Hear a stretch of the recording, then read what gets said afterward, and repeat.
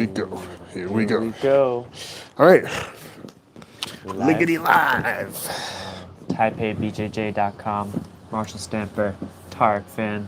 We're here talking about UFC Fight Pass Invitational 6 is this weekend.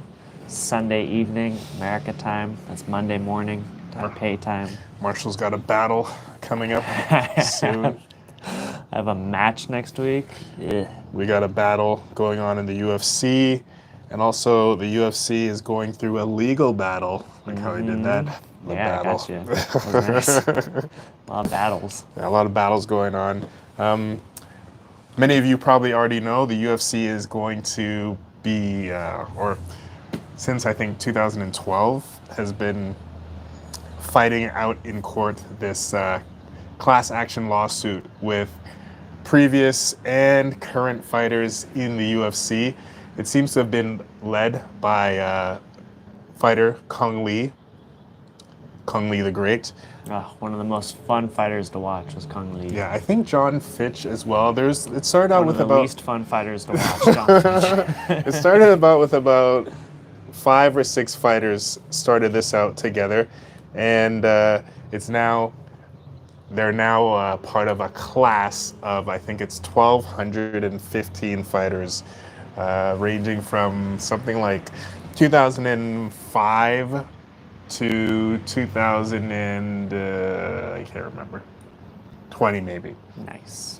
And the suit is for $1.6 billion against the UFC, claiming that the UFC has engaged in unfair legal practices, kind of underpaying fighters and stopping fighters from being able to make money elsewhere. They've stated that their contracts are illegal. Hold on a minute. Just want to make sure that we're here. Stating that their contracts are illegal, their contracts prevent them from leaving, their contracts prevent them from making money elsewhere during their prime, and their contracts also prevent them from kind of just retiring, really. Like once a fighter is retired, they're still under the UFC contract. The idea is that the UFC has artificially kept their wages lower than they should have been, or lower than they should be, because they are the only game in town for, I guess, for elite level MMA athletes. Which is such a funny thing, because there are other places to fight. You can go to Ryzen, you can go to Bellator, PFL now. Yes. But historically, the UFC has bought their competition, which I guess is part of this. They bought Strikeforce and WEC and Pride, which I guess plays into the argument that they're the best.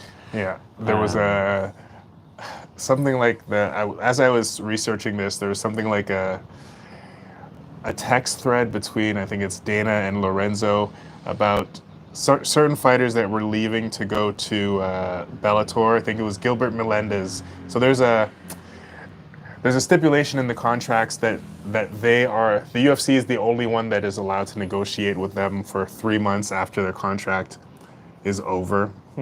Or they have the top rights to do so. So I believe Gilbert Melendez, believing that his contract is over, signs with Bellator, and he then gets brought back into the UFC because they have there's a bidding clause, meaning that whatever somebody bids, they can just say, we bid higher and we get to keep you as well. So pretty wild contracts stuff going on.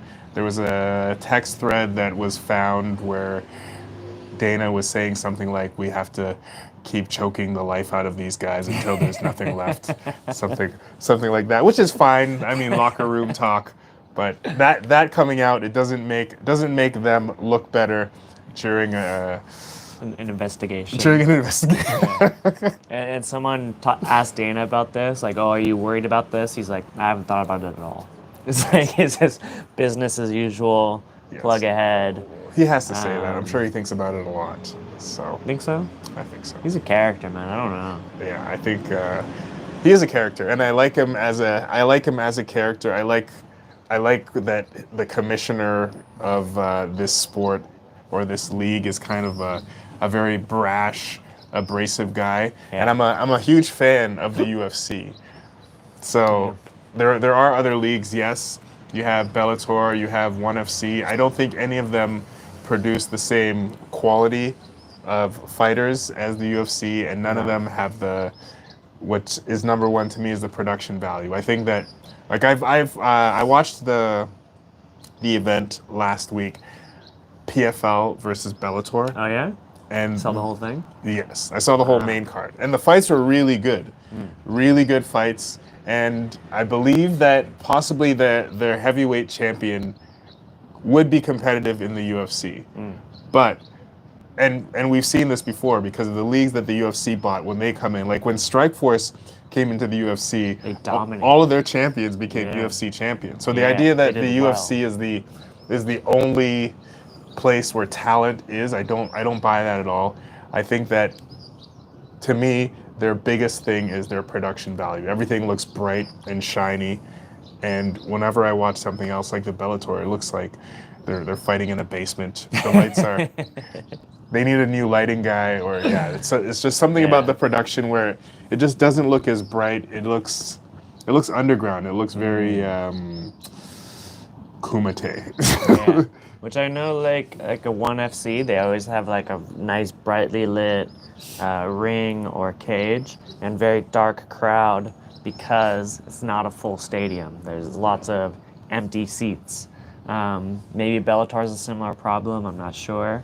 But the UFC does not have that problem. Every show is sold out. Yes. Yeah, Their promotion, their marketing has been excellent, and they are kind of the reason. Like, so Bellator and ONE have sprung up after the UFC, and I think in a large part because of the UFC that they have sprung up. Yeah.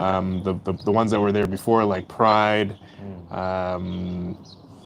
Strikeforce, that the UFC did end up buying out. That is an example of monopoly, which is part of this suit.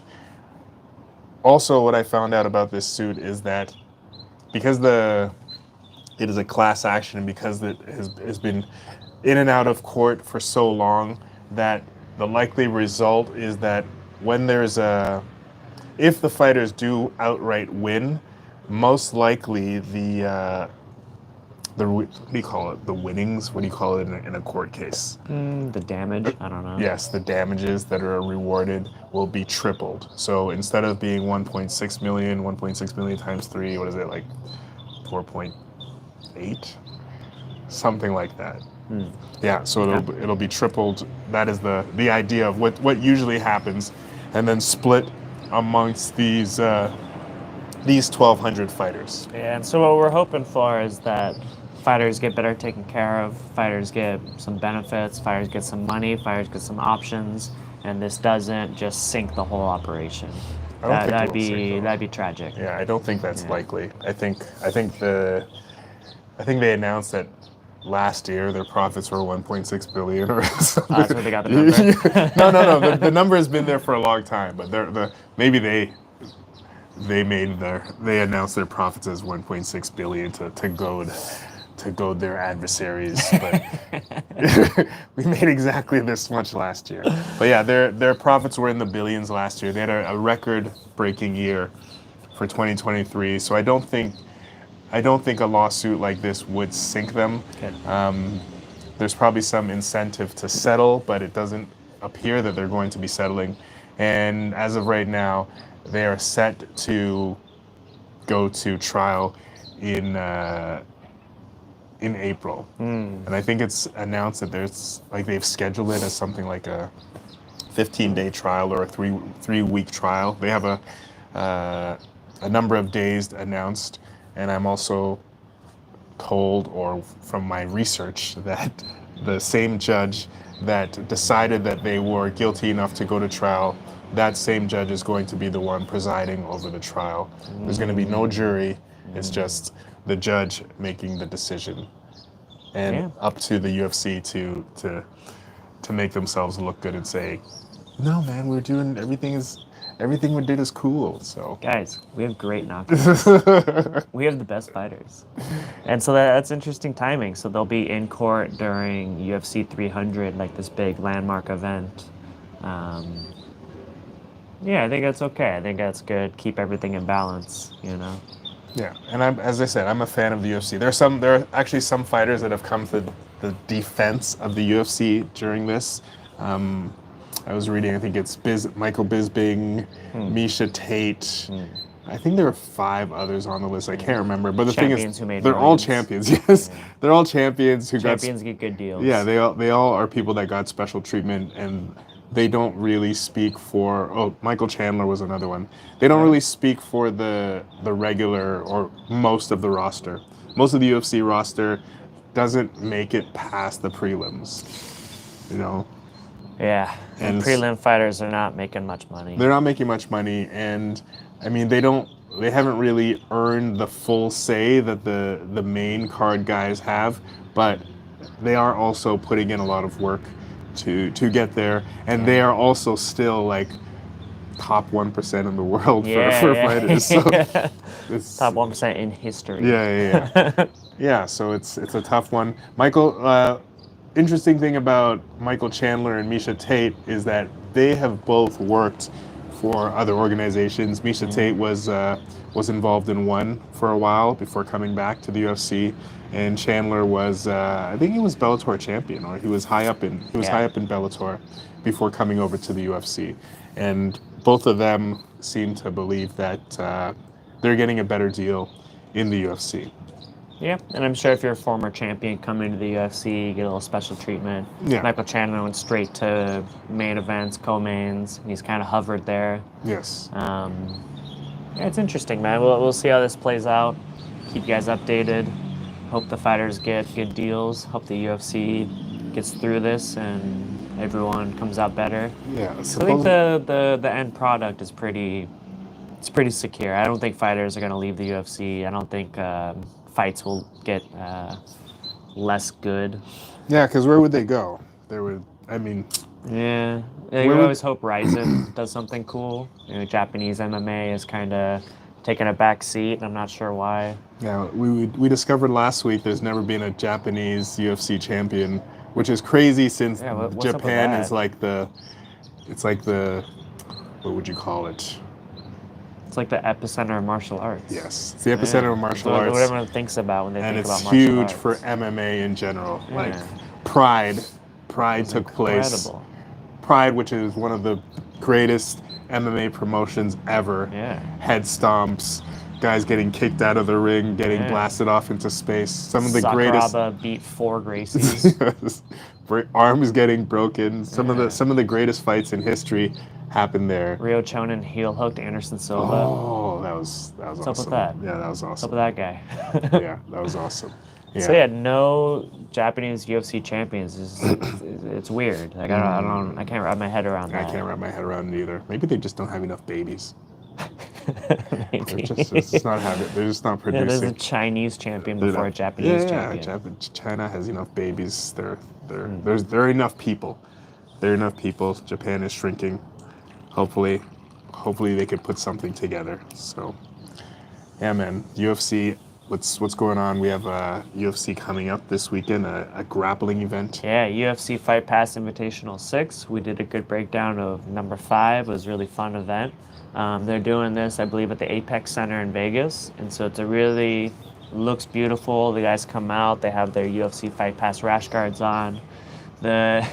What made it really fun last time was they had the same ref for every match. It was, 10 matches or whatever it is. And the ref almost immediately is just calling dudes for stalling. I love it. Some of the most exciting guys in the world. He called Andy Varela for stalling. That dude was I hope they keep that same rule set. And so this one has great potential to be one of the most exciting grappling events out there. Some of the great matches are the main event is Craig Jones versus Rafael Lovato Jr. Craig Jones has proven himself to be the best character in Jiu-Jitsu right now. He's incredibly high level and just funny. He's hilarious. He's so funny.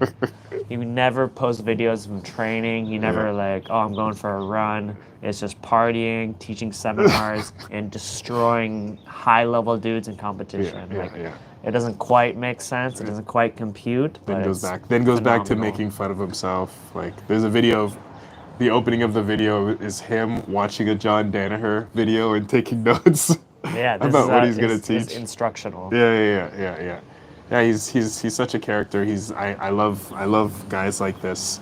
And then you have the champion of the world, Gordon Ryan, who's like the opposite. No sense of humor, takes everything personally. Yeah, and, very butthurt. This is weird.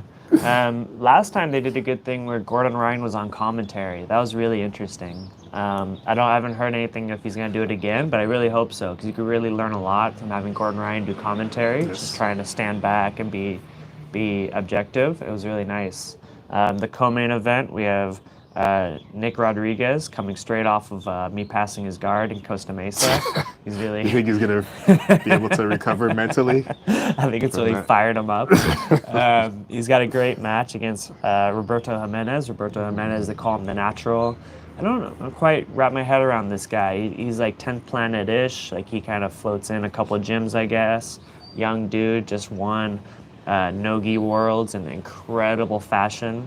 And this is actually a rubber match. Roberto Jimenez has a win over Nicky Rod. Then they had a rematch at UFC Fight Pass Invitational 4 where Nicky Rod got it back. And so this is really an interesting match. I can't quite understand how Roberto Jimenez has gotten himself into this phenomenal position. But Nicky Rod always comes out to compete, always doing great, always looking for that body lock pass to domination. Really excited for that one. Also on the card, Nicholas Marigali, training partner of Gordon Ryan. He might be the best guy in the world right now, especially if you consider the fact that he dominates in the gi and now is dominating no gi. Top of my head, I don't know who he's got a match with. Let me pull it up. Mateus Diniz, who's a Marcelo Garcia black belt, one of the top guys in the world. So we'll see if Nicholas Marigali puts on a great show against Diniz. He might be the best guy in the world. Maybe he gets a match with Craig Jones. He's a teammate of Gordon Ryan. Obviously, Marigali versus Gordon Ryan is the match that we all want to see, but it's unlikely, except maybe in an ADCC final situation. Also on the card, Mason Fowler, big favorite of the show. We love Mason Fowler, one of the best rubber guards in the world. He wins everything. He wins everything, but he's got a very boring opponent, Pedro Marino. Pedro Marino has put on a bunch of snooze fest that he wins. He ekes out these decisions. Very conservative grappler. Not something that we like or support, but What is this event called? UFC Fight Pass Invitational 6. Okay, I want to see if they post the rules lists. Yeah.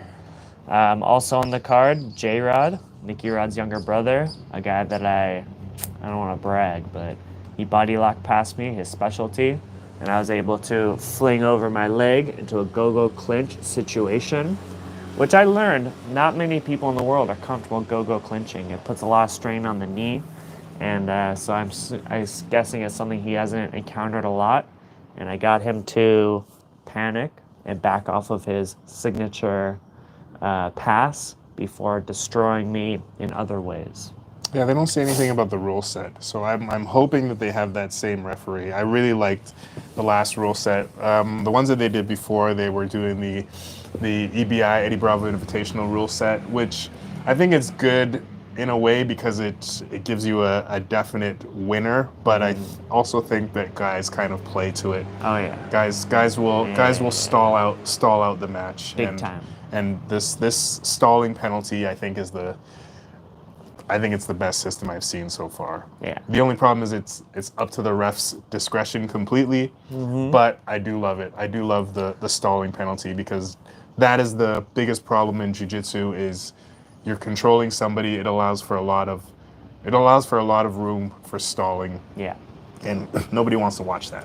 Yes. And so we're big fans of effective jiu-jitsu, but we're bigger fans of fun to watch jiu-jitsu. Yeah. Effective jiu-jitsu is great for self-defense, but if I'm watching it, I don't want to see what's effective. Yeah. I want to see people taking risks. I want to see people diving for submissions that have low percentage and not that worried about missing. So I don't want to like the problem with regular scoring jiu-jitsu is you dive for a position, it could cause you to get swept. Yeah. That could cause you to very lose. risky. That could cause you to lose the match. Yeah. But in these invitational submission only matches, what I like is you're not scoring positions. So if you get mounted, you don't lose anything for getting mounted. So you don't necessarily risk anything by jumping for a Kimura and missing. You might end up on bottom, puts you in a bad position where you could possibly get submitted, but you don't immediately lose points. Yeah. So I love that type of scoring system. And there's a young guy on this card by the name of Kody Steele. He kind of embodies this attitude. He's always going for it. His gas tank is phenomenal. He's got a match against Ronaldo Jr. He's an auto standout. He'll be the most exciting. Kody Steele is always the most exciting guy on the card because he just wrestles. He does a lot of blast doubles.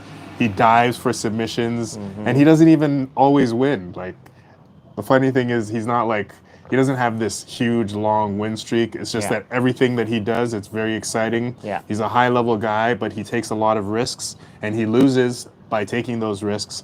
But we just love to see guys like this. So this is a guy that I want to see, even though I don't know what the results is going to be. I know that it's going to be. Don't put your money on him. Don't put your money on victory. Put your money on a highlight.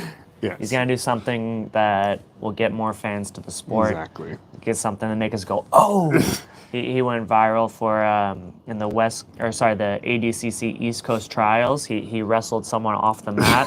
The rule is, I believe, once action kind of stops for a moment, they'll reset you, and the action just never stopped. He's just back takes and wrestling. Just on the carpet, on the side. Scramble. Way off the mat. People are just moving out of the way.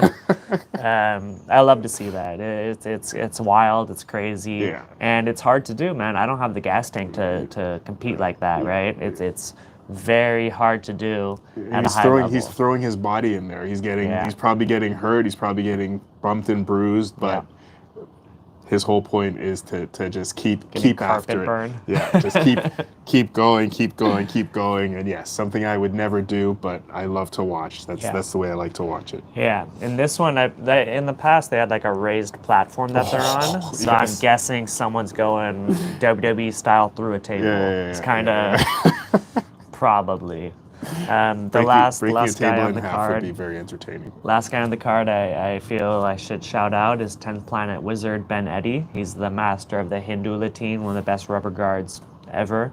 It's a difficult rubber guard. It's a difficult rubber guard. I cannot Hindu Latine. Yeah, most people should not Hindu Latine. I can do it sometimes. I'd like to meet Ben Eddy and get a detail from him. I feel like I'm missing something. By Hindu Latine, you start way up here and then reach over and then reach over, and you start from this position. This is Hindu control. Hindu Latine, you lock your hands and go like this. Ben Eddy has put a lot of people to sleep with this. Everyone knows it's coming, but nobody trains with somebody who's good with this, right? Yeah. So I don't know his opponent. Seems like a young, tough dude, Shane Shapiro. I'm guarantee you Shane Shapiro does not train with somebody who specializes in Hindu Latine. It's kind of only Ben Eddy and a couple other 10th Planet guys who he's inspired. And so it's always interesting. You know, Ben Eddy, he goes for the rubber guard, and if you pass his guard, he doesn't have much else. And so it's always interesting to see. That's all I got to say about that.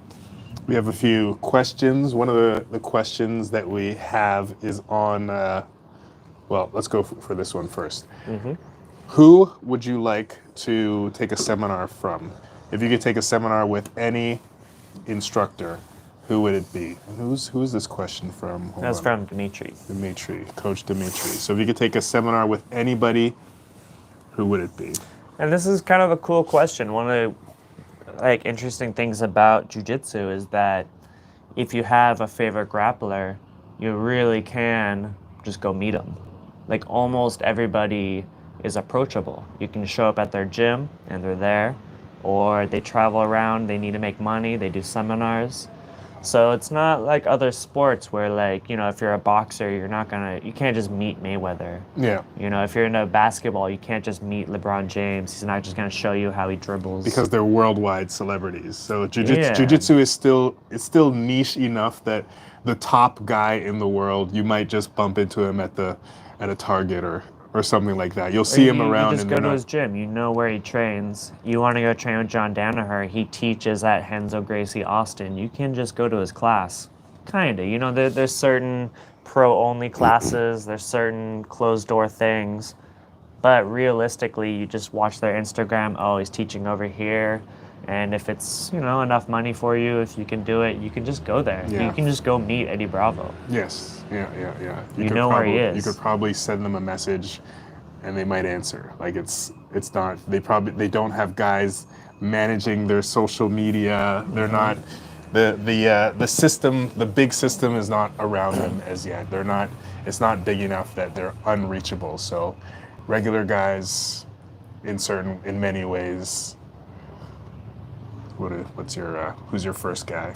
So the one that comes to mind for me is a man by the name of Nathan Orchard. Nathan Orchard's a 10th Planet legend. Dead Orchard. He's he's not exactly the creator of the Dead Orchard, but it's kind of named after him. And he teaches out of 10th Planet Seattle, and he's just he's such an interesting dude because he's really high level in competition. He's won quite a lot. He was popular in Polaris. He won EBI back in the day. But all his stuff is about making jiu-jitsu incredibly beautiful. And so for us as like martial artists, as people interested in the sport, to make a really beautiful jiu-jitsu flow, which is what he's always after, it's got to have a realistic aspect to it, right?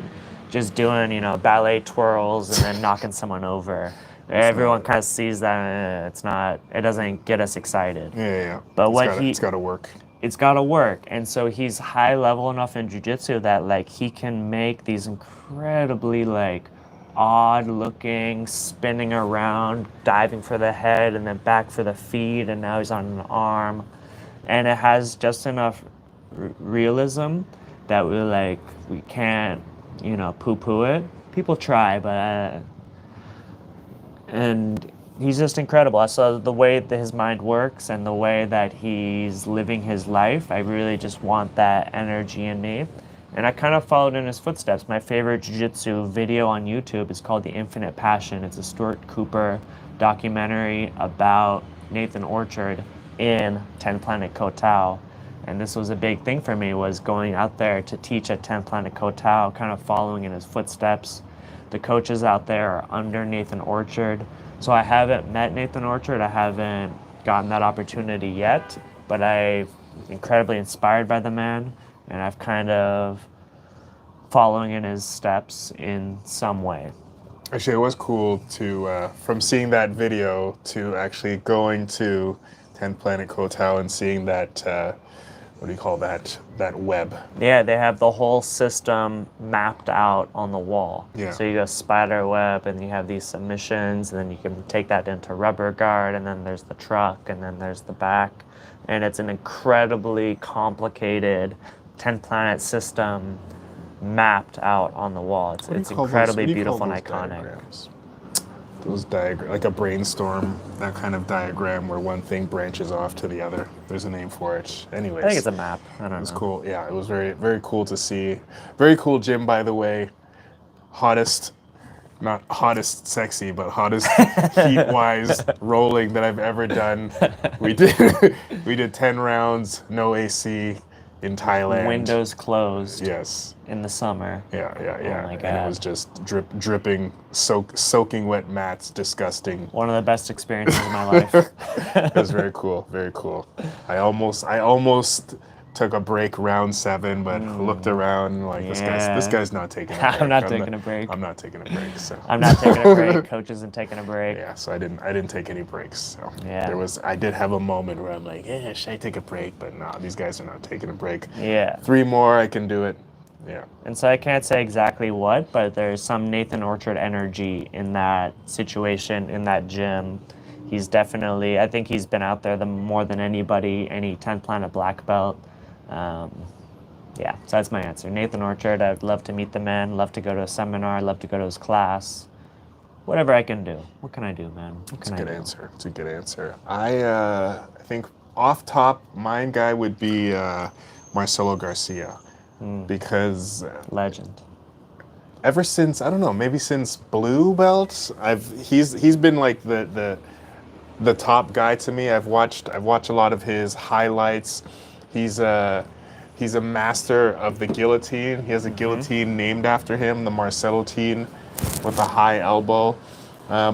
Guillotine is my favorite move in jiu-jitsu. It's like a low commitment, kind of somewhat disengaged move. Somebody dives for you, you can guillotine them. So I just love that move, and I love that he has a system around the guillotine. I think that I can learn a lot about setting things up and perfecting how tight I can get things. I mean, I've only really gotten decent at the arm in guillotine in the past maybe 2 years. Before that, it was a mystery to me. So I think even though as something as simple as the guillotine, there's a lot that I still feel like I can learn about it. For that reason, also he's kind of an older guy. Yeah. He doesn't base everything on strength. He was always known for doing moves that were not super strength based. Like he is known for not doing things like, say, kimuras, because it takes too much strength. He's into just low kind of things that smaller guys, less strong guys can do, which I could use more of. He recently beat cancer, and he's decided to come back into competition. So just that kind of tenacity, just being in the game for a long time and being on top for a long time is something I respect and something I would like to be around. One of our friends, Fat Cat Will, he's been training with Marcelo Garcia for the last couple of years, and whenever he comes back, he shows a little. He showed me a guard pass, over under smashing guard pass that I've been using, which has been amazing. So yeah, just to be able to pick his brain, or just to get a lesson from somebody who knows what works against other really good guys, because at this point that's all we're really doing. This is no longer self-defense. We're not dealing in any realistic situations. Nope. I mean, a realistic situation is maybe ankle pick a guy, let him fall down, run away. But that's not what we're doing. We're bigger realistic situation is make space and call the police. Yeah, exactly. Yeah. And what we're doing is we're just getting into like passing people's guards and trying to find things to do, from side mount and quarter guard and rolling back takes, all nonsense. Oh yeah. But it's so much fun. It's so somebody like that. Also, the obvious answer, Gordon Ryan. Gordon Ryan, but I say Gordon Ryan because kind of a similar body type. I'm not as juicy as Gordon Ryan, but he's kind of tallish, but not super tall. Maybe his shoulders are a little bit broader than mine, but he's also not a super broad guy. Generally not a super physical specimen. I mean, minus all the muscles. Yeah, but he's worked himself into quite a strength man, but like, say he's not overly flexible. He's not overly fast. I'm not flexible. I'm not overly flexible. He just knows everything. He's not overly flexible. He just knows where to put his hips. He knows where to put his weight. He's very good at controlling people without. Yeah, he doesn't put his legs behind his head or anything. Stuff like that. And he's not doing a lot of crazy rolling moves. So he just knows how to control an opponent perfectly.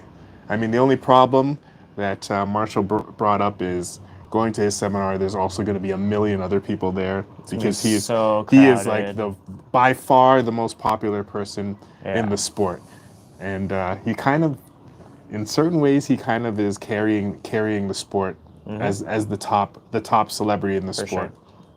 So yeah, Yeah, and so dealing with a crowd and like it's gonna be super expensive. He's doing he does seminars with John Danaher. They do combined, and so it's guaranteed whatever they're teaching is like the highest level of technique possible. Like there's no, I can't say anything bad about what they're Yeah, yeah, teaching. Like yeah. it is whatever it is, it's perfect. Yes, You know. yes. As opposed to a funny thing is people go to Eddie Bravo seminars, and Eddie Bravo will just talk. He'll just tell stories for like 45 minutes. Yeah. And people are just kind of like, what is this? Like, I paid for this? Yeah. And then he'll show like one move, like just some rubber guard thing, and then he'll keep talking, and then he'll tell some jokes, and then, oh, time's up. It's like a lot of people have been upset by this. He's a weird. He's an odd guy, so I wouldn't expect Yeah. I wouldn't expect a straight seminar. As opposed to John Danner, who I'm sure just shows up, teaches perfection, and leaves. Yeah, Danaher would actually be a really good one. Probably even better than Gordon Ryan. Maybe. Probably better than Danaher says that Gordon Ryan is the best teacher in the world, but who knows exactly Yeah, what that They means. could just be like Yeah. jerking each other off. Maybe. Yeah. Maybe. Maybe. Yeah. Gordon. Yeah, I would say Gordon just because of that, for those reasons. But Danaher would probably be going to the source. So Yeah. that's also Danaher is another good one. Yeah, Do you have any and- others that come to mind or? Oh, I could just say from experience, I went to a seminar of one of Danaher's students. I believe his name Jay Chung. I think he's like a Taiwanese American man. And what he showed us, it's all Danaher stuff. He kind of talks like Danaher. From here, we need to think about 3 options, 3 reasons. Number 1, and just kind of laying it out very systematically. And what he showed me, I still do all the time. Everything that he showed me, I took it very seriously, and it was incredible. And so that's kind of the, with all due respect, we could say like the watered down version of Danaher and Gordon Ryan. And it's phenomenal. Awesome. Yeah. So I hope he comes back. Jay Chung, I hope I got his name right, because he's great. And he came back to Taiwan. He had a knee injury, and he's like, "Oh, I got an MRI here, and they gave me the results immediately, and it was cheap. Oh my god!" Yeah, it's very good medical system here. Which I in think is Taiwan. like a great selling point for like jiu-jitsu guys coming to Taiwan, because I don't think dental money work here as is well. right. I don't- Dental work is good here as well. Much cheaper than abroad in most Yeah. places. Yeah. And so I don't think like the money for a seminar here is like quite worth it. I don't think you can like cover your flight, but you come here for knee surgery, Medical procedures. Yeah. dental work, something like that. Testing, like blood testing, things like that. Any kind of medical procedures are much more affordable here, and it's fast. Everything is like Taiwan is. Last I checked, the top medical system in the world. It's been like on a list of the world. Taiwan is number 1. So it may not be quite as cheap as certain places. So I knew one of our teachers, he left here to go to the Philippines to do dental work because he said it was a little bit cheaper there. But I just know that things like braces or implants, because I've looked into, I have 2 teeth. I have still baby teeth in my mouth. Really? That my dentist told me when I was 16, like, these are gonna fall out any minute. You need to get implants. And I left them there. They're still there. Is that a but problem or Hasn't been. no? No, it hasn't been. But yeah, implants I looked at are much cheaper here. Things like braces, much cheaper here. Yeah, all kinds of medical procedures. I had an MRI done before for my knee. This was years ago. I think I just went in. I made the appointment. They said, yeah, come back in 2 days, and yeah, everything is done really fast. I had like a cyst on my hand. I wanted to get removed, so I went there, and they said, "Do you want to come back tomorrow?" Like it was like that. Where in Canada, it would be weeks or months possibly of waiting for certain things. So, yeah. In America, it'd be extremely expensive. Yeah, my This buddy, he broke a rib and went to go see a doctor, and he said it was like a 2-minute, like, oh yeah, it's broken, and it cost him $1,000 American. Yeah. That's our breaks friend, my heart. Our friend James, I think he paid something like $2,000 for stitches. So it's Yeah. it's horrible. Also, one of the number one reason in the U.S. for bankruptcy is just a medical emergency, which is sad. Yeah. It's really a big reason to stay in Taiwan. We play a dangerous game, It's very reasonable to think at some point I'll need to get rushed to the hospital. My knees, will have problems at some point. You're going to get hurt at some point doing jiu-jitsu. So I mean, it may not require being rushed to the hospital, but you will still go to you might not rush to the hospital, but you might go tomorrow. Yeah.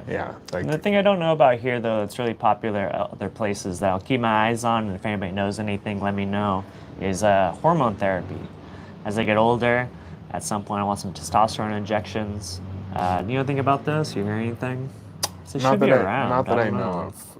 I'm sure it's around. I don't know. I would have to ask about it. I know they do. There's like PRP they do here. What's the benefit of that? It's for injuries. Yeah, it's for injuries. Yeah, it's just where they spin your blood in a centrifuge and they take out the plasma and then re-inject that back into your joints. They do it here. I mean, it's not covered under normal insurance. It's something that you pay for privately, but it's not, from what I remember, not prohibitively expensive either. So, so something to keep in mind if you have some kind of medical work that you need to do. This is not a bad place for medical tourism. Something to throw out there. And next, predicting the future. Oof, yeah, I got this question. Our buddy Will Munger always hits us with kind of these tongue-in-cheek, tough questions. And he says, if you are preparing for ADCC 2026, if you're going for trials, how could you adapt your training to the new meta? What's the future of jiu-jitsu? And it's a really good question. We're in a weird spot where kind of jiu-jitsu knowledge has been kind of, democratized. It's been widespread. It's kind of saturated. Yes. So there's young guys who have seen 100 hours of Danaher DVDs, who have studied tape, and who have young, explosive, athletic bodies. And if you combine that with supportive, maybe wealthy parents, you got the time to train, you can travel around, I don't want to say everything, but way more than anyone in the past. Yeah, right? you know more than what I started out with. So guys that are starting out now. So let's say the gym that you were teaching at before, you had brand new guys and you were teaching them heel hooks. And I didn't learn heel hooks until I was a purple belt. Yeah. So. And not just teaching them heel hooks, but showing them something basic. And they go home and they're on YouTube, they're on BJJ Fanatics. Yes. Probably pirating BJJ Fanatics. And then they come back with oh, well, what about this? And what if they do this? And I'm like, well, that's fantastic. I actually don't know the answer. Oh, well, Danaher says this. Oh, yeah, well, then do what he says. Yes. And we're entering a new world where, I think what happens is, as people kind of, the knowledge level is kind of, everyone's kind of maxing out, and it's kind of gonna rely on more athleticism and who can kind of keep up their training, who can enter matches healthy, and who can kind of have the cardio and the kind of mental stability mixed with the insanity, who can kind of keep things going. So for example of this, I've been reading about Nicky Ryan. Nicky Ryan's an incredible case study in incredible technique, but not really having the lifestyle, or I don't know what it is, the mental health, the emotional ability to keep things going. When I was reading, he dropped out of high school to train with Danaher. He was training full-time from a young age, the direct source of all this knowledge. And nowadays, he can't really show up to matches healthy. He trains all day, and then word on the street, I believe this is coming from him, is he stays up all night playing video games, and he's just kind of self-sabotaging in these subconscious ways. And right on the brink of being great. Yeah, word on the street from people who train with him is that he's the most technical guy. He absolutely destroyed dudes at ADCC East Coast trials. He looked incredible. And then he's supposed to have a match with Mika Galvao for the Who's Number One title, and he couldn't show up. I don't know the exact issue. He had one of his friends step in for him. And, he just got invited to ADCC. He got the official invite. He doesn't have to do trials. And one idea is that they're kind of protecting him so he doesn't have to go out there and get injured. He can just go to the big show. And by all accounts, he could be champion if he could, sleep and recover and do things that are in his best interest. So that's just one example of talent versus work. Something Ethic, like that, yeah, and recovery and like self-love, or I don't know exactly what. And then, to be top of any sport, you need a certain insanity. You need a certain drive that Gordon Ryan has. He's never satisfied. He doesn't really enjoy his life. he's not hanging out. And so you look at guys like Mika Galvao. Mika Galvao is like one of the top dudes right now in his weight class, ADCC champion, Who's Number One champion. He has incredible technique, incredible athleticism, and seems to be enjoying it. He seems to have a good... He also does steroids. He's been popped. He got popped for steroids at 19 years old. Yeah, he also does steroids. And so this is kind of the future, It's like young, hyper-intelligent kids with, a mix of like, daddy issues, but also support, mixed with like the right supplements. Started young too. Yeah, and so we'll see, man. We'll see how it plays out. The short answer is the future jiu-jitsu is whatever Joszef Chen is doing, wherever the fuck that guy's on. That's it. Mm-hmm. That's the answer. Follow that guy. Do what he says. What would you say is Joszef Chen's right now his top submission?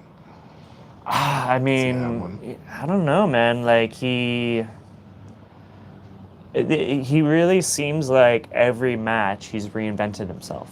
He really seems to be so evolving that it's hard to tell. And he doesn't put out that many matches. He did the East Coast trials and hasn't done anything since. Mm-hmm. There's an incredible video of him from a few years back hitting a knee bar on one of the Tackett brothers, maybe William, maybe Andrew, I don't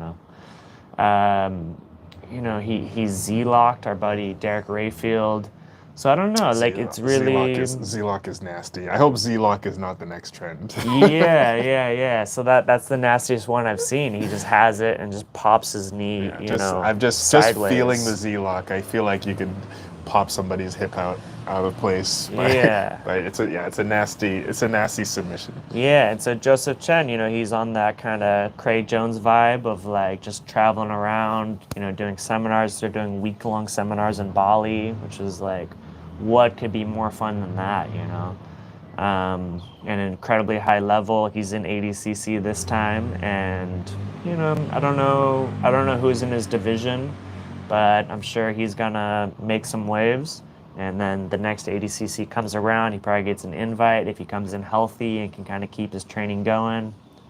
Why not champion? I don't know. Yeah, it seems that. I mean, everybody that crosses paths with him here just say that he's just on another level. I've never met him yet. Yeah. He's here often, but everyone just says, just absolute genius in the way he moves, and they've never felt anything like it. And he just knows everything. He's one of those guys who just digests Danaher videos. He showed me how he does it. He has them on his phone. He watches them at 2 times the speed, and he takes clips to the gym and just practices a move until he gets it, and then has some fun, and then goes back to training that day.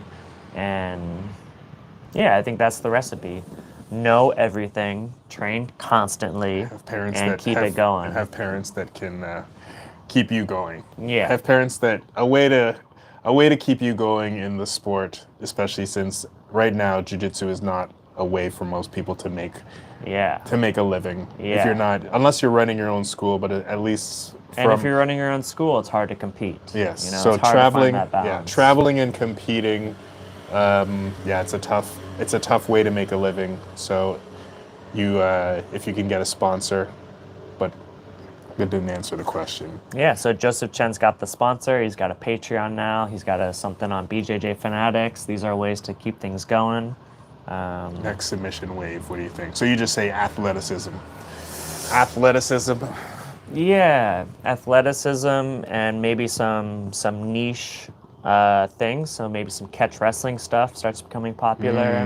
You know, some sort of like throwback stuff. Yeah, throwback, like scarf hold chokes, stuff like that. Scarf hold, or I don't know. Maybe we just get more and more characters. Just this dude dominates everyone with a crucifix, and no one can stop it.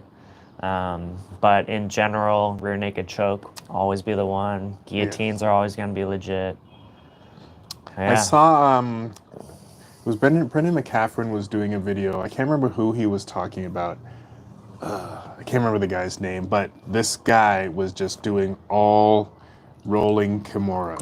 Everybody rolling Kimura. Everybody knew it was coming. Yeah. And he just did rolling Kimuras on everybody. So yeah, I think guys that have a specialty that other people are not doing and it's hard to prepare for, like rolling Kimura guy, something like that could be the future. Yes. Yeah. Yeah, we're about out of time, but we got one more question. For me personally, I have a match next week. I put out probably the best poster in the world, advertising a super fight with Daniel O'Rourke, a local MMA fighter. We're gonna have a match at the Bears Den next weekend in the Gi.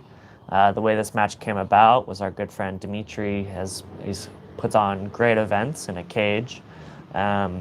This being a gi event, I'm not too excited about it, but I call Dimitri as a friend. I say, do you want my help? Like, would it help you if I show up and do a match? I know I can do it. And he says, okay, you got a match with Daniel. And I go, okay. And then I got this poster girl who always wants to do cool things, and she puts out this big thing, and now people are all excited about this. And then I get word that someone else has signed up for this, a man named Otis Wong, who is an incredible Taiwan BJJ brown belt. So my personal enthusiasm has a little waned, you know. I gotta go compete against this psycho who's incredibly good. You know, he's great in the gi. That's his specialty. Yeah, he's awesome in the gi. So my super fight has turned into a round robin tournament, and so my personal strategy is show up and do my best. I haven't trained in the gi in a while. I don't have a slick move. I don't have a secret. Yeah, I don't know, man. I'm just in a situation. Way to be confident, man. Yeah, I have no confidence. But this is always how it kind of goes for me. I commit and I show up and I try to put on a show. I always think of jiu-jitsu as more of a performance than a competition. Otis disagrees. He's thinking about it as a competition. I can't speak for Daniel, but he's a competitor. Plus you beat him at the last Bears Den, didn't you? Not the last one. I have a victory over Daniel from years ago. No, not Daniel. Otis. Otis. I Hindulatined Otis. Yes. So he could have a vendetta. Sure. He wants that back. Yeah. And so in no gi, I have an advantage over them both. In the gi, I would say Otis has a big advantage. Daniel, I'm not so sure. He does train in the gi more than I do. Everybody trains in the gi more than I do. Yeah. So my strategy is show up, healthy. I'll get a haircut. My gi will be looking weird. My belt looks weird. My brown belt has turned gray, just like my hair. Yeah, I don't know, man. Not much strategy. My strategy is to go to Taiwan BJJ this weekend for a gi competition class. At the end, they have a Q&A, and I'll ask everybody, hey, how do I beat Otis? Because they all know Otis. Yes. Otis will probably be there. Probably. I can ask him directly. Saturday, he probably won't be there. Hey, man, how do I beat you? Yeah. Yeah, it's a good strategy. Keep it light, keep it fun, and don't bet your money on my victory. That's my strategy. Let's see what we got. Phil just said back to the UFC suit. Said being an elite MMA fighter does not make you an elite contract negotiator. Oh, probably the opposite, yeah. I think that 1.6 billion figure is revenue, probably closer to 5 to 10% of that for profit. They would have to borrow money to pay out that kind of figure. They will probably settle if it gets close. The UFC will probably settle. Sure. Another thing that Sounds reasonable. that was brought up is that I think the UFC pays something like 18% in revenue or 18% of revenue to fighters, where say the NFL pays something closer to 50%. So I think that is one of the reasons why this suit is being brought up, is just the percentage of revenue being paid to the fighters is not believed to be as much as it should be. So Sure. we'll see how it all goes. Keep you updated. We're here every Friday, 11 a.m. Taipei time. I don't know what time that is other places, but if you're here, you know, we upload a YouTube after Taipei BJJ. We have a website, taipeibjj.com. I keep saying we're gonna make blogs, but Tahric's doing all the blogs. We got blogs. We got blogs. We're gonna start selling stuff on there, but Oh, I yeah? have to figure out. I'm still figuring that out. Yeah. Yeah. We'll start selling. What do you guys stuff want to on buy? Let us know. T-shirts, rash guards, Taiwan rash guards. Man, people still like them. there. Yeah. Nice. Every time someone sees them, they go, "Can I get one?" Like, nah, sold out, Yeah, they do like them. out of print. Yeah, we'll have to do a one-off. We might be able to do one-off printing. It's way more expensive, but if that's what you're into. What about T-Bowl? You want to buy this T-Bowl? TaipeiBJJ.com. Check us out. Marshall Stamper, Tahric fan. Thanks for watching.